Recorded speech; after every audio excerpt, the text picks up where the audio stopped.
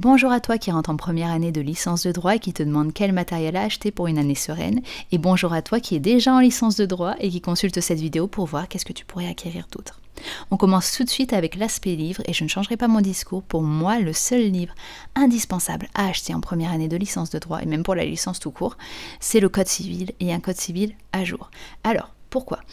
Avec ta carte étudiante, tu vas avoir accès à la bibliothèque universitaire où tu pourras louer tout un tas de livres. Il faut savoir qu'en droit, les livres sont chers. En plus, ils vont te servir un semestre.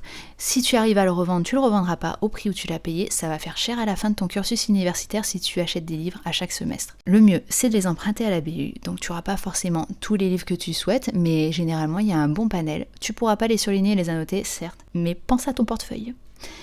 Au niveau du code civil, il faut un code civil à jour, c'est-à-dire ne va pas acheter sur internet un 2017, il ne sera pas à jour des réformes nécessaires. Tu peux le changer chaque année, tu peux ne pas le changer chaque année, cela dépendra des réformes. Moi personnellement, je préférais le changer chaque année pour avoir des jurisprudences à jour.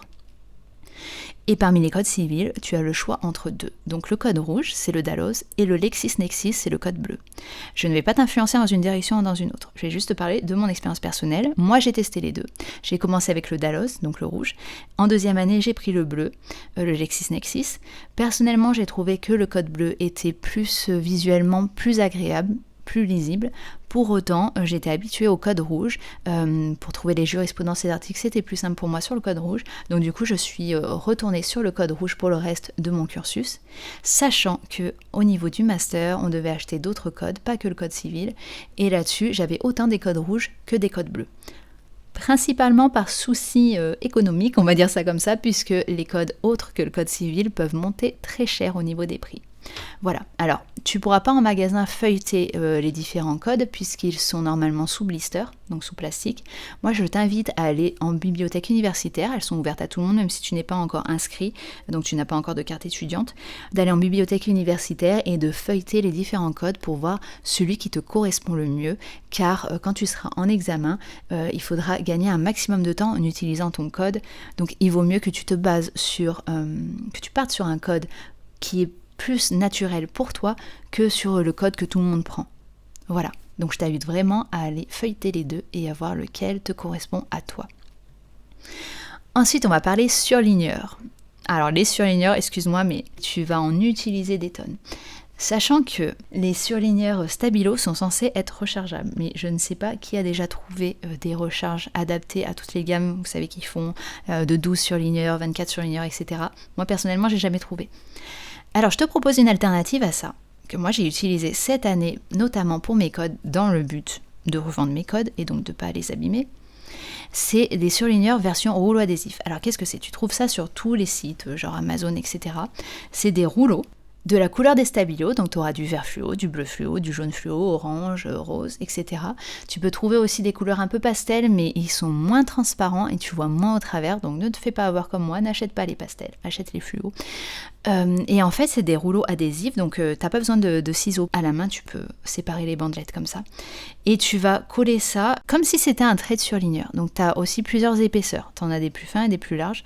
Tu vas coller ça sur ta page de ton code civil, comme si tu avais surligné, et tu pourras le retirer facilement. C'est pas de la colle bien forte. Et franchement, je trouve que c'est top comme alternative, notamment si tu finalement achètes des livres que tu comptes revendre derrière et que tu ne veux pas les surligner, et ben tu mets ces rouleaux adhésifs, ça reste propre. Alors, par contre, il faut en acheter beaucoup parce que le rouleau part très vite. Ensuite, cela nous amène aux post-it. Alors les post-it, c'est indispensable pour ton code civil et tes différents codes quand tu seras en master. Il existe des post-it en version papier et des post-it en version plastique. Moi personnellement, je préfère les plastiques, je trouve qu'ils collent mieux. Les papiers, ils s'enlèvent plus facilement. De plus, les plastiques, pas tous, mais certains, ont une partie qui est transparente. Donc la partie de couleur dépassera ton code, mais la partie transparente, ce sera celle qui sera sur le papier. Ce qui est bien parce que le code n'a pas de grosse marge. Donc quand tu colles un post-it, tu colles forcément sur une partie du texte. Alors les post-it, ceux que tu trouves en magasin, tu vas trouver les couleurs standards. Sur internet, tu trouveras plus de couleurs, ce qui te permet du coup de te créer un code couleur selon la matière du coup que tu post-it et de pouvoir te repérer plus facilement dans ton code. Si tu arrives à apprendre ton code couleur par cœur, chose que je n'ai jamais réussi à faire. Ensuite, on va parler stylo. Et moi, je vais te présenter les stylos rechargeables. Alors, cette vidéo n'est absolument sponsorisée par personne. Je te cite juste le matériel que moi j'ai utilisé.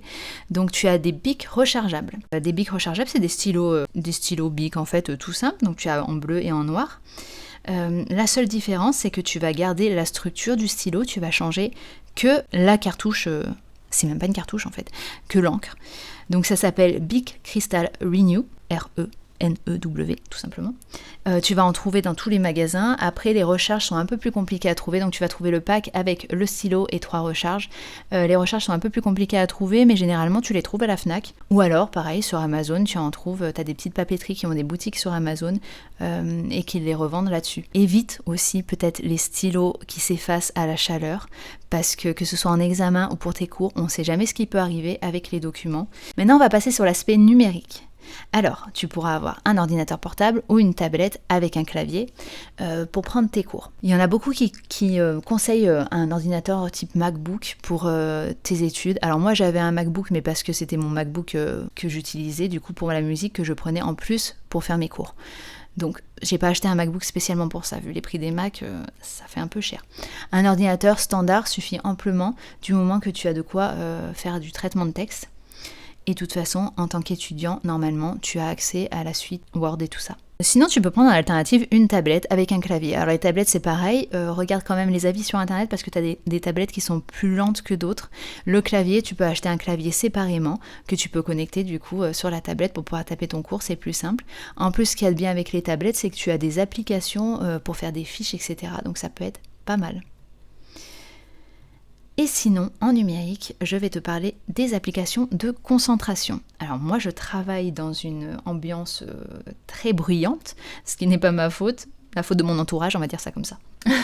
Mais du coup, c'est vrai que c'est compliqué de s'isoler pour apprendre les cours. Donc j'ai une application, pareil, pas sponsorisée ni rien, c'est vraiment ce que j'utilise, qui s'appelle Forest, qui te permet en fait de déclencher des phases de concentration qui peuvent aller de 10 minutes à 2 heures. Et pendant ces phases de concentration, tu mets un bruit de fond. Donc ça peut être le bruit de la pluie, ça peut être un bruit blanc. Moi, c'est le bruit, mon préféré, c'est le bruit de la rue de New York. Je sais pas, c'est celui qui fonctionne le plus. Il couvre le plus le bruit autour de moi, en fait, on va dire ça comme ça. Et donc du coup, à la fin, tu peux avoir des statistiques sur le nombre de temps que tu as passé à réviser, ce qui est pas mal, puisque tu as le nombre d'heures que tu as passé à réviser. Donc c'est pas mal. C'est un peu effrayant aussi, également. Parce que tu te dis, eh bien dis donc, j'en passe du temps, hein. Et pour finir, on va parler archivage. Il te faudra des gros classeurs parce que tu vas avoir la quantité de cours. Bon, si tu les prends sur ordinateur ou sous tablette, tu auras la quantité de cours si tu les imprimes. Mais ça commence à faire beaucoup au niveau archivage. Donc n'hésite pas à prendre de gros classeurs. Pareil, tu vas dans les magasins discount, tu en trouves généralement genre Action, pas trop cher. Parce que si tu prévois aussi de passer des concours après ta licence, etc., tu peux avoir à te replonger dans tes cours, donc c'est pas mal s'ils sont déjà tous organisés. Moi, personnellement, ce que j'aimais bien faire, c'est à la fin de chaque partiel, mais vraiment à la fin du partiel, une fois que le partiel était passé, avant même de réviser le partiel suivant, j'allais ranger mon cours dans le classeur et j'avais l'impression d'avoir validé mon année. Bon, j'avoue, je suis pas sûre du lien de cause à effet, mais psychologiquement, ça jouait. Voilà, j'espère que cette vidéo t'aura plu. Je t'invite à t'abonner pour plus de contenu sur le droit et la fac de droit et je te souhaite une bonne entrée en formation. Salut à toi!